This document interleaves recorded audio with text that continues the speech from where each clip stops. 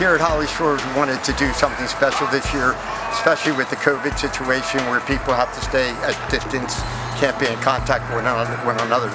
So we decided to do a Christmas display, a drive-through, where they would be able to come up and drive through the campground and look at a great lighting display and enjoy Christmas without coming into physical contact with anyone. And we're donating the parts of the money to the hospital, Cape Regional Hospital, and to the Chamber of Commerce of Cape May County. People are overwhelmed by it. They had no idea that it was going to be this great. So we've had over 500 cars come through already, and we were only open last weekend. So it's every weekend between now until January 1st. We'll probably run through the 2nd. And Friday night, Saturday night, Sunday night, and drive up, give a $10 donation, and enjoy yourselves.